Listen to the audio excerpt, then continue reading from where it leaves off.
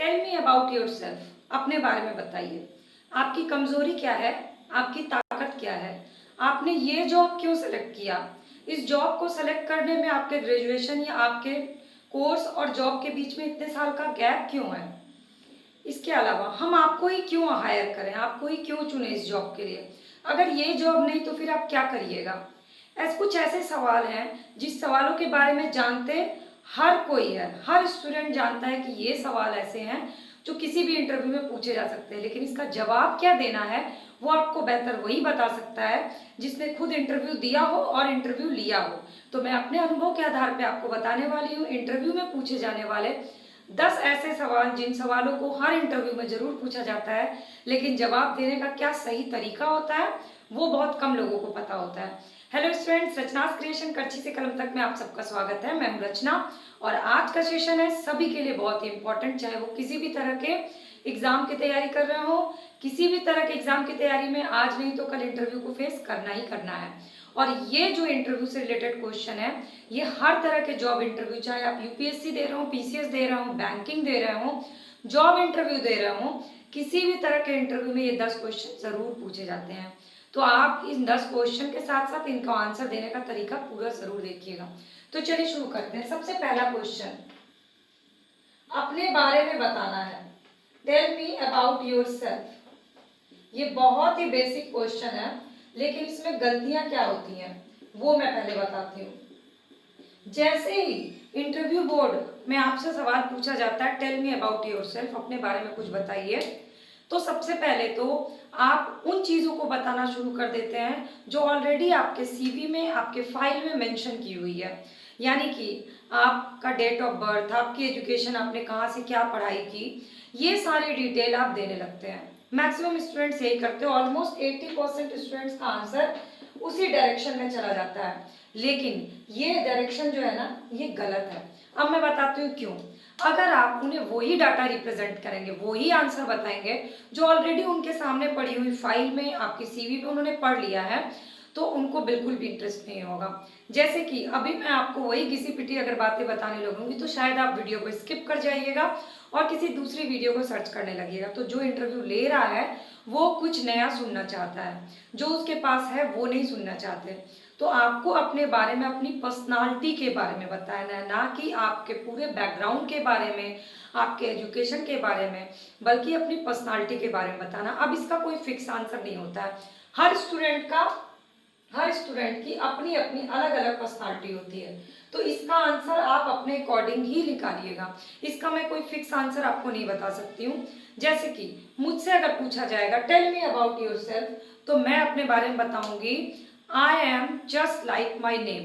मेरा नाम है रचना। रचना का मीन्स होता है क्रिएटिव, क्रिएटिविटी करना, और मुझे हर जगह हर चीज में क्रिएटिविटी पसंद है और यही मेरा बेसिक नेचर है। तो मैं अपने पर्सनालिटी के बारे में बताऊंगी कि किस तरह से मैं क्रिएटिविटी करती हूँ। अगर उन्होंने कहा शॉर्ट में आंसर बताने के लिए, यानी 2 लाइन में, तो मैं सिर्फ इतना ही बोलूंगी। अगर वो मेरे बारे में और जानने के इच्छुक है तो मैं इसी को एनलार्ज करके बढ़ा के बताऊंगी। तो इस तरह से आपको अपनी पर्सनालिटी के बारे में बताना है। ये हो गया पहला क्वेश्चन। अब मैं आपको बताती हूँ दूसरा क्वेश्चन। दूसरा क्वेश्चन क्या पूछा जाता है, बहुत ही बेसिक सारे क्वेश्चन है, लेकिन आंसर आपको दूसरा क्वेश्चन पूछा जाता है भाषा से रिलेटेड। मीन्स आप कौन सी भाषा सेलेक्ट करिएगा, कौन सी लैंग्वेज सेलेक्ट करिएगा इंटरव्यू देने के लिए। वो आपको ऑप्शन देते हैं इंग्लिश और हिंदी। ओके, तो नॉर्मली क्या होता है, बहुत सारे स्टूडेंट्स अपना अच्छा इंप्रेशन जमाने के लिए बोल देते हैं कि इंग्लिश में ले लीजिए इंटरव्यू सर, बट ऐसा आपको नहीं करना चाहिए, ये गलत है। आपको वही लैंग्वेज सेलेक्ट करना चाहिए जिसमें आप अपने आप को अच्छे से एक्सप्रेस कर सकते हैं। तो आपका इंटरव्यू भले ही आप इंग्लिश में इंटरव्यू नहीं दीजिए, लेकिन अगर अपनी आप भाषा के थ्रू अच्छे से अपने आप को एक्सप्रेस कर सकते हैं तो आपको हमेशा अच्छे नंबर मिलेंगे। इसका पहला बेनिफिट ये है। दूसरा बेनिफिट, जो इंटरव्यू बोर्ड में इंटरव्यू लेने के लिए बैठे हैं उनको हमेशा ऑनेस्टी पसंद आती है। तो अगर आप ऑनेस्टी से बोलते हैं कि आप हिंदी भाषा में अपना इंटरव्यू देना चाहते हैं तो उनको ये चीज़ ज़्यादा पसंद आएगी, बजाय ये कि आप ये बोल दीजिए कि एज यू विश, जैसा आपको पसंद हो। ऐसे में क्या होगा कि वो इंग्लिश हिंदी मिक्स करके कोई क्वेश्चन इंग्लिश में कोई हिंदी में पूछेंगे, और चूंकि आपकी भाषा की पकड़ हिंदी में अच्छी है तो आप कंफ्यूज हो जाइएगा और आपका way of talking means answer देने का तरीका भी कंफ्यूजिंग हो जाएगा, तो आपके नंबर कट जाएंगे। इसलिए आपको वही भाषा सेलेक्ट करनी, चाहे इंग्लिश करिए चाहे हिंदी, जिसमें आप कंफर्टेबल हो। ये है दूसरा क्वेश्चन का जवाब। अब आपको डिसाइड करना है कि आपको इंटरव्यू किसमें देना है। तीसरा क्वेश्चन, आपने ये जॉब क्यों चुना? अब ये एक ऐसा क्वेश्चन है जिसमें हर स्टूडेंट का अलग अलग आंसर होगा। क्यों? क्योंकि हर स्टूडेंट की परिस्थिति अलग अलग होती है। लेकिन इसमें भी 70% स्टूडेंट्स क्या करते हैं कि वो एक आदर्शवादी आइडियल आंसर खोजने के लिए बहुत ही आदर्शवादी आंसर देते हैं। लेकिन उन्हें पता होना चाहिए कि जो भी बोर्ड मेंबर्स बैठे हुए हैं दे आर नॉट फूल, वो बेवकूफ नहीं है। उन्हें कोई आदर्शवादी आंसर नहीं चाहिए। वो समझ सकते हैं कि आपने आदर्शवादी आंसर दिया या यथार्थवादी यानी रियलिस्टिक आंसर दिया। तो हमेशा जिस सिचुएशन में आप हैं उसी सिचुएशन के अनुसार ही आंसर दीजिए। जो वाकई में सच्चाई हो वही आंसर दीजिए। कहते हैं ना, एक झूठ को छुपाने के लिए कई झूठ बोलने पड़ते हैं। अगर आप सच में बताइएगा कि आपने ये जॉब क्यों चुना, जैसे कि आदर्शवादी लाइन क्या होती है, बहुत सारे स्टूडेंट जो यूपीएससी पीसीएस का एग्जाम देते हैं और इंटरव्यू देते हैं, वो आदर्शवादी लाइन देते हैं कि मैं समाज सुधार करना चाहता हूँ, मैं समाज के लिए कुछ करना चाहती हूँ। तो ऐसे में आप फंस सकते हैं कि क्या समाज सुधार का रास्ता सिर्फ यही एक था? क्या आप एनजीओ बोल के सोशल वर्क नहीं कर सकते थे? तो हमेशा झूठ बोलने से बचना है आपको आंसर देने में।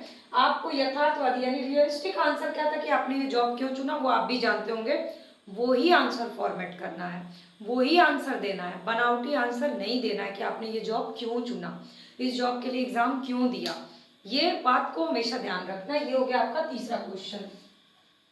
तो हमेशा ऑनेस्ट, रियलिस्टिक, ये सब कीवर्ड्स हैं इंटरव्यू के।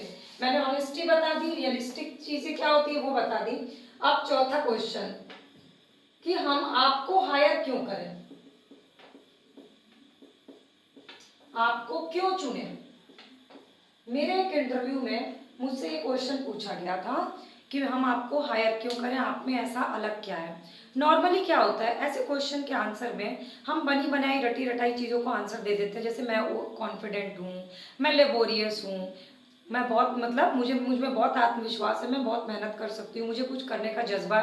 ये सब सारी चीज़ें उनको पता है। इसके बारे में आपको बताने की ज़रूरत नहीं है कि आप कितने कॉन्फिडेंट हैं और कितने मेहनती हैं। आत्म प्रशंसा करने की ज़रूरत नहीं है। आपको स्ट्रेट फॉरवर्ड आंसर देना है कि आपको इस जॉब की ज़रूरत है या आप ऐसा क्या अलग कर सकते हैं।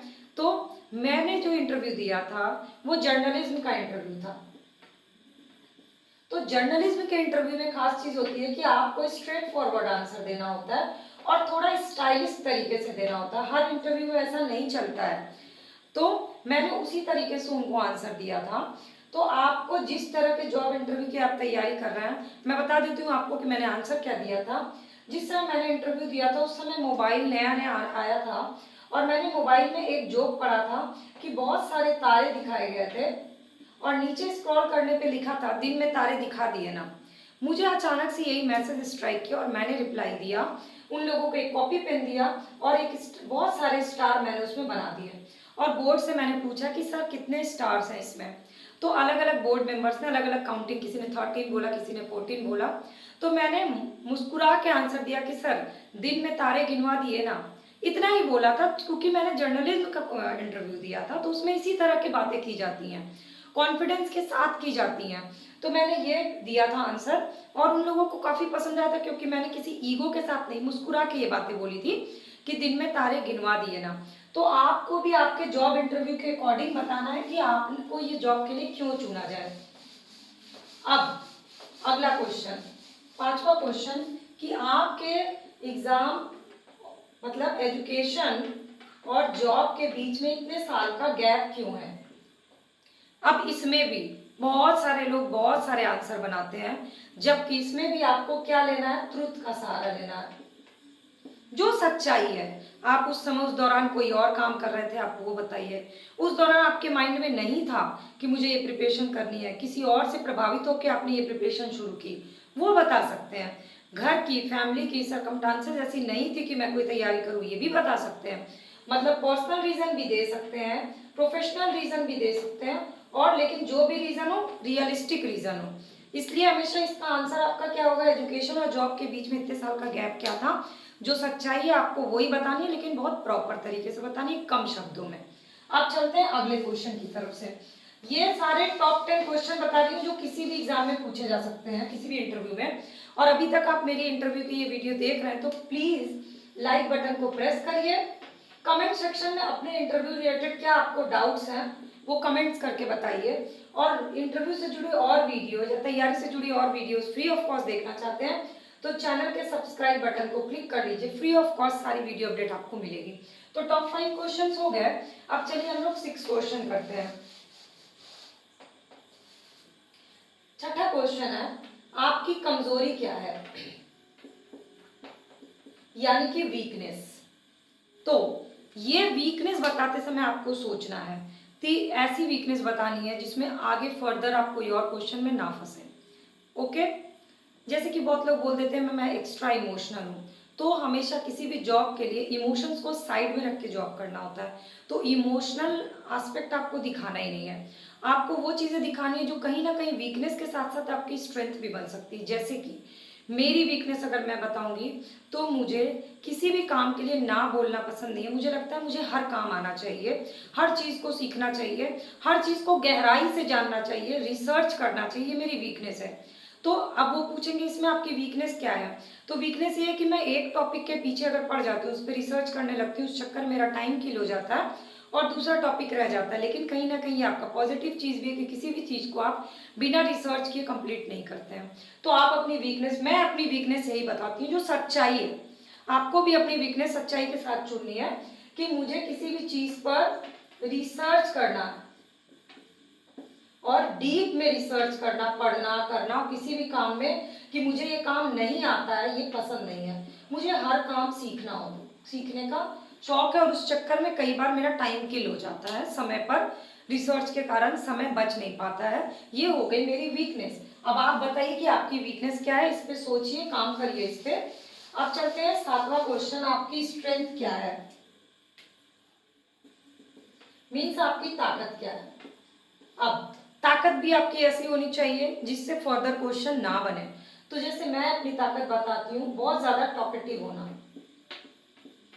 या मुझे कम्युनिकेट करना, लोगों से कम्युनिकेट करना मुझे बहुत पसंद है, मतलब लोगों से बात करना बहुत पसंद है।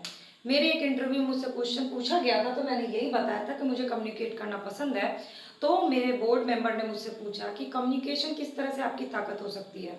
तो मैंने बताया कि कम्युनिकेशन जैसे कि मैं ट्रेन में जाती हूँ, जर्नी करती हूँ, कहीं भी अनजान लोगों से मैं कम्युनिकेट करती हूँ, बातें करती हूँ, ताकि सोशल इश्यूज, उनके थॉट्स, सारी चीज़ें मुझे पता चल सके और इससे मेरा कॉन्फिडेंस बढ़ता है और मुझे लोगों के थ्रू बहुत सारी जानकारी मिलती है। तो ये कम्युनिकेशन करना और टॉकेटिव, बहुत ज़्यादा बातें करना, ये मैं अपनी स्ट्रेंथ मानती हूँ। अब आपका आंसर क्या होगा, आपके पर्सनालिटी के अकॉर्डिंग ही, बहुत लोग कम बोलने वाले होते हैं, गलती से भी इसको कॉपी मत कर लीजिएगा, आप अपने नेचर के अकॉर्डिंग ही अपनी स्ट्रेंथ निकालिएगा, ठीक है। अब आगे का क्वेश्चन कि ये नहीं तो क्या, मीन्स अगर आपको ये जॉब नहीं मिली तो आप क्या करिएगा। अब आप इसका आंसर बताइए। अगर आपने किसी जॉब के लिए बहुत मेहनत की है तो आप क्या करिएगा। सबसे पहले तो जैसे ही वो बोलते हैं आपको तुरंत बोलना है कि सर ऐसा हो ही नहीं सकता कि ये जॉब ना मिले। इससे आपका कॉन्फिडेंस शो होगा, क्योंकि अगर सामने वाला कोशिश करता है आपके कॉन्फिडेंस को हिलाना और आप तुरंत बोल देते हैं कि सर अगर ये जॉब नहीं मिलेगी तो मैं ये कर लूंगा, इसका मतलब कि आप खुद कॉन्फिडेंट नहीं है कि आपको ये जॉब मिलेगी कि नहीं। तो आप क्या बोलोगे कि सर मुझे नहीं लगता कि मुझे ये जॉब नहीं मिलेगी, मैंने बहुत अच्छे से मेहनत की है, तैयारी की है और अभी तक यहाँ तक पहुँचा हूँ या पहुँची हूँ, मैं तो यही सोचती हूँ कि मुझे ये जॉब नहीं मिलेगी। लेकिन अगर फिर से वो बोलते हैं कि मान लीजिए अगर नहीं मिलती है, तो आप बोलिएगा सर 1% को मैं मान लेता हूँ कि मुझे ये नहीं मिलेगा, तो आपने क्या सोचा आगे के लिए, आप उसको रियलिस्टिक आंसर को बताइएगा। ओके, तो हमने टोटल कर लिए अब तक 8 क्वेश्चन, टॉप 8 क्वेश्चन बता दिया। अब एक बड़ा कॉमन क्वेश्चन है कि आपने आर्ट्स या साइंस क्यों चुना। ज्यादातर आर्ट्स वालों से ये क्वेश्चन पूछा जाता है कि आपने आर्ट्स को ही क्यों चुना। इसका भी आंसर आपको सच्चाई के साथ देना। जैसे मैं आर्ट साइड की स्टूडेंट हूँ, मुझसे क्वेश्चन पूछा गया कि आपने साइंस क्यों नहीं चुना, आर्ट्स क्यों चुना, तो सिंपल आंसर था कि सर मुझे आर्ट्स पढ़ने में ज़्यादा इंटरेस्ट था, और ऐसा नहीं है कि आर्ट साइड में कोई करियर स्कोप नहीं है, आर्ट्स के बहुत सारे करियर स्कोप हैं। इसलिए हमेशा कोई भी सब्जेक्ट चुनने से पहले सबसे ज़रूरी होता है आपका अपना इंटरेस्ट, इसलिए मैंने आर्ट साइड को चूज़ किया। आपको भी ऐसे सच्चाई के साथ आंसर देना, और जो रियलिटी बात हो कि आपने आर्ट्स या साइंस क्यों चुना वही बताना है। तो मैंने 9 क्वेश्चन बता दिया, अब 10वां क्वेश्चन आप मुझे बताइएगा। आपको क्या लगता है कि 10वां क्वेश्चन क्या बन सकता है इंपॉर्टेंट, जो हर साल पूछे जाते हैं, हर इंटरव्यू में पूछे जाते हैं। ये सारे क्वेश्चन वो हैं जो हर इंटरव्यू में पूछे जाते हैं।